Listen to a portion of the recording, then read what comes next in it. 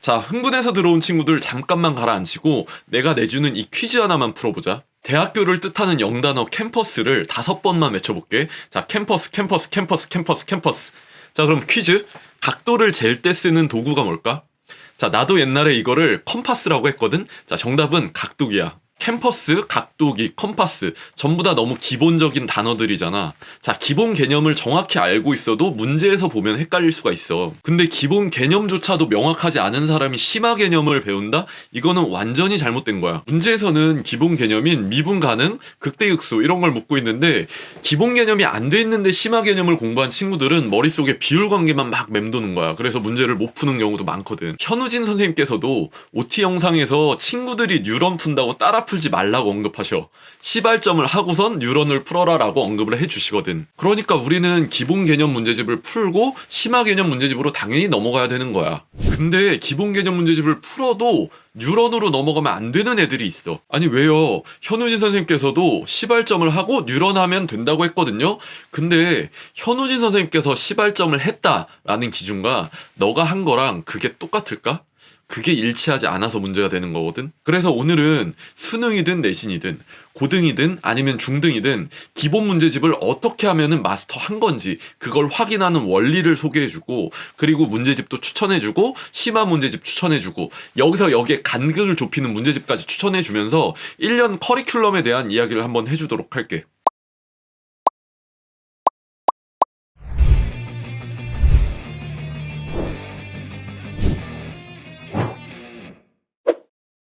개념을 이해하기 위해서 이제 주로 쓰이는 문제집을 개념서라 불러. 보통 가장 기본 문제집이거든. 보통 개념서가 아니면 인강을 활용해서 공부하기도 하거든. 이 둘 중에 하나야 보통은. 선생님 그럼 개념서로 공부할까요? 아니면 인강으로 공부할까요? 자, 요거는 내가 딱 얘기해 줄게. 하위권 학생일수록 인강으로 공부하는 게 좋아. 왜냐면 텍스트 읽는 게 약하기 때문에 개념서로 공부하면은 더 오래 질질 끌어. 인강이 좀 더 이해도 잘 되고 더 나쁘지 않을 거야. 알았지? 근데 상위권이고 글 읽는 걸 잘하는 학생일수록 개념서로 공부하면 더 컴팩트하고 빠르게 공부할 수가 있어. 자, 개념을 이제 이해했다 치면은 적용을 해야 돼. 적용 단계에 쓰이는 문제집. 자, 이걸 보통 유형서라 불러. 유형서 말고 바로 기출로 넘어가기도 해. 유형서에는 이제 어떤 것들이 있냐면 대표적으로 센, 뭐 RPM 알고 있지? 아니면 요즘 좀 잘 나가는 게 마플 교과서? 선생님 마플 교과서는 개념서 아닌가요? 근데 이게 문제 양이 유형서만큼 많아. 그래서 나는 얘를 좀 유형서로 보는 편이고, 물론 마플 교과서 말고 시너지도 있지. 자, 그리고 또 1등급 만들기. 또 잘 나가는 게 요즘 고쟁이도 많이 물어보더라고. 고쟁이도 문제가 되게 많지, 그치? 이런 것들을 이제 유형서라고 불러. 자, 이번에 기출 뭐 있어? 자, 기출.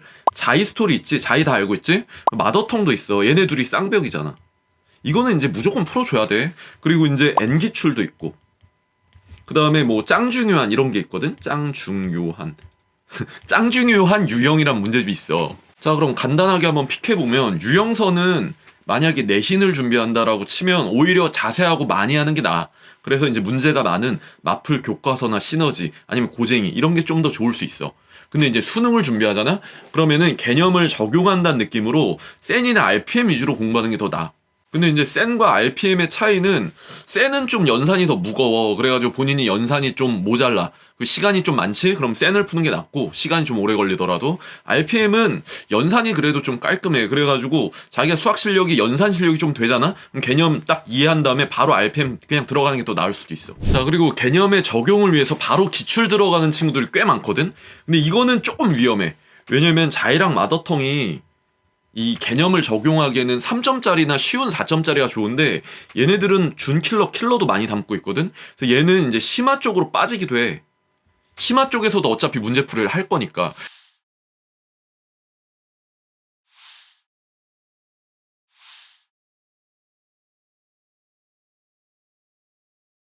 그래서 만약에 개념을 적용을 위해 가지고 기출을 푼다 그러면은 N기출이나 짱중요한을 들어가는 게 더 나아. 특히 짱중요한은 3점짜리만 모아놨거든. 그래서 추천을 하는 거야. 근데 또 특이값들이 있어. 저는 개념 공부한 다음에 자이 마더텅 했더니 그냥 1등급 나오던데요. 이런 사람도 가끔 있어. 그러니까 머리가 좋은 거야. 그 친구들은 요런 거 다 건너뛰고 해도 되는데, 내가 아는 90% 이상의 대부분 애들은 이거 하고 요 정도 안 해주잖아?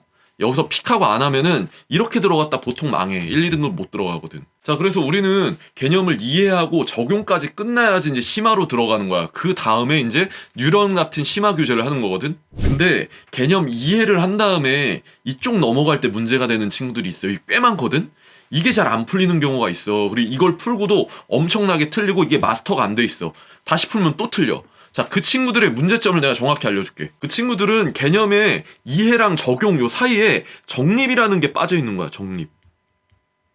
그러니까 개념 자체가 배우면 배울 때마다 이게 쌓여야 되거든? 근데 앞쪽 개념 공부하다 뒤쪽 거 공부하고 있잖아? 막 앞에 게 날라가 있어.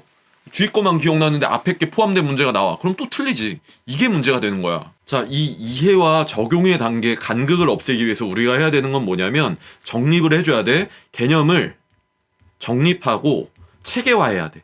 개념 정립 체계화. 내가 이제 체계화 무쇠거든.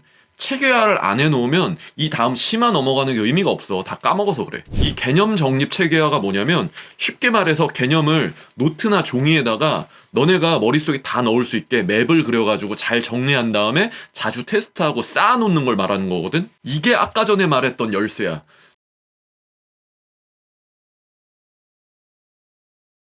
시발점이나 기본 개념을 공부하고도 뉴런으로 넘어갔을 때 망하는 이유는 개념이 정립되고 체계화가 안 돼 있어 그런 거거든. 선생님, 그러면 이거는 구체적으로 어떻게 하는 건가요? 라고 질문하고 싶은 친구들이 많을 거야. 자, 이거는 근데 내 영상들 보면 공부법에 이걸 다 언급해. 왜냐면 이게 가장 중요하거든. 이게 되면은 개념이 끝난 거야. 그리고 이제 심화로 넘어가 되거든.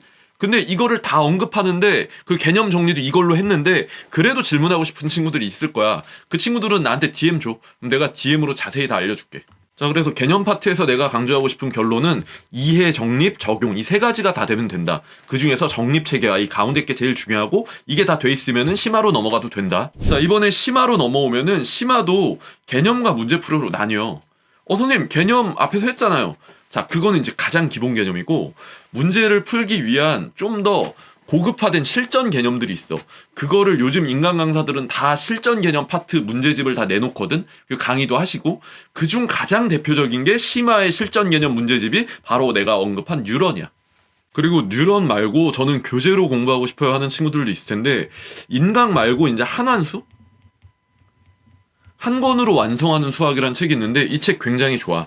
근데 이제 이것도 이제 차이가 있는 게 좀 공부를 못하는 친구들은 혼자 책을 보고 공부하기 약간 어려워. 그래서 인강을 좀 보는 게 좋고 좀 자기가 자신 있어. 텍스트도 잘 읽고 그러면은 한한수로 공부하면은 좀 더 컴팩트 있고 빠르게 갈 수가 있긴 해. 자, 그리고 이번에는 심화 문제집 문제풀이에 대해서 한번 얘기해보자. 자, 크게 얘도 이제 세 가지로 나눌게. 자, 크게 세 종류로 기출이나 기출 변형 문제집, 아니면 EBS 문제집, 아니면 엔제. 물론 난이도도 다르고 한데 그냥 크게 요런 종류가 있어서 그냥 묶었어. 그리고 이제 얘네들은 다 좀 4점짜리 어려운 거나 심화 문제를 응용한다라고 생각하면 좋거든.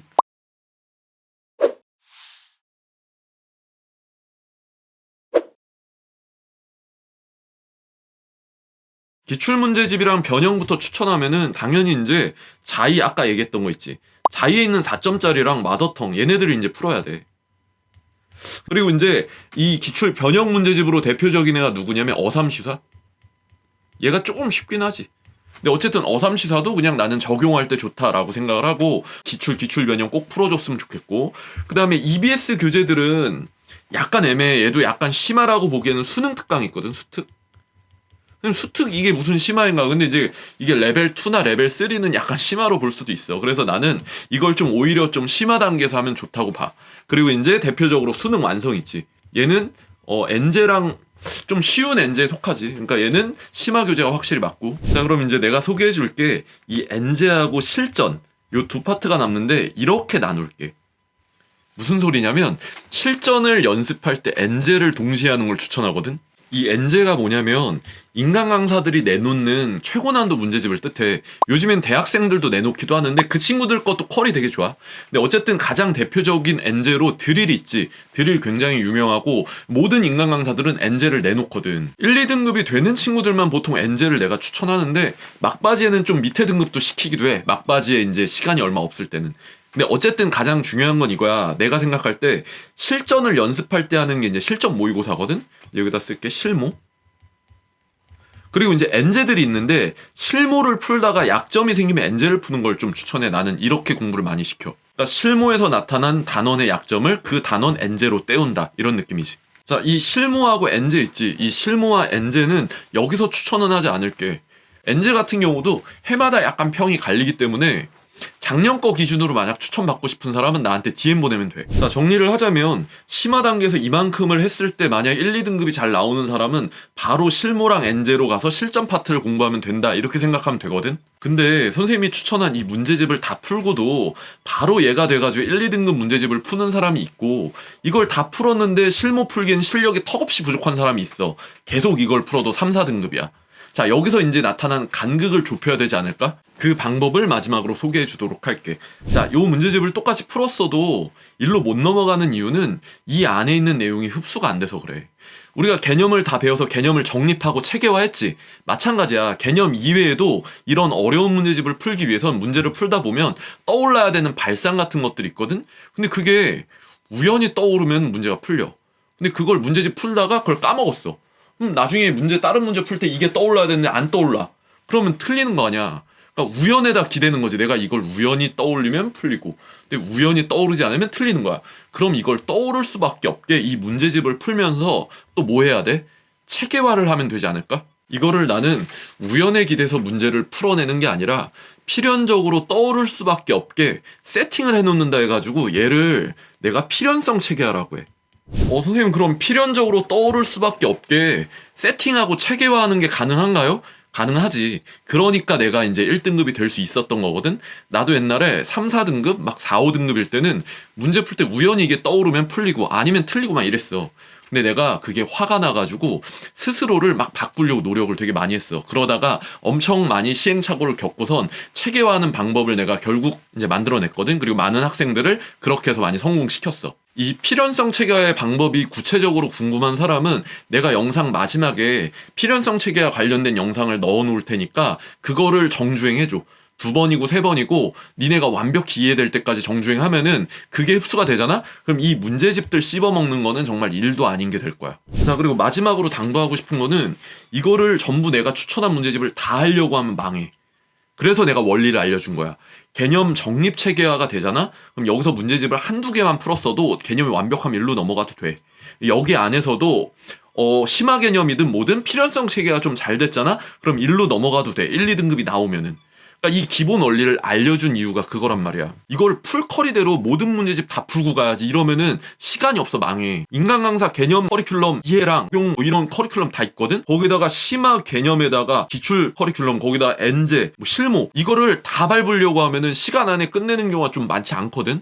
실제로 개념 커리큘럼만 끝났는데도 막 6모, 9모 된 친구들 진짜 많아. 내가 운영하는 현장 강의나 온라인 클래스에서도 얘네를 각각 따로따로 가르치면은 나도 시간이 모자르더라고, 가르치면서도. 그래서 나는 커리큘럼이 개념 체계화 하나랑 필연성 체계화 하나로 다 흡수하고 실전 체계화 이렇게 3가지 커리큘럼을 그냥 진행해버리거든. 나 같은 경우 수험생일 때 너무 많은 거를 혼자 대충 결정하고 진행을 했었거든. 커리큘럼이나 문제집, 아니면은 문제집을 몇 번 풀고 지나갈지, 이런 것들 모든 거를 대충대충 결정했어. 열심히만 노력하면 될 줄 알았지. 되긴 됐는데 재수에서 삼수까지 넘어가고 너무 오랜 기간이 걸리고 시행착오가 많더라고. 너희들은 이 영상을 참고해서 시행착오 없게 올 한 해 안에 모든 걸 잘 이뤄내길 바랄게, 진심으로. 자, 화이팅 하자.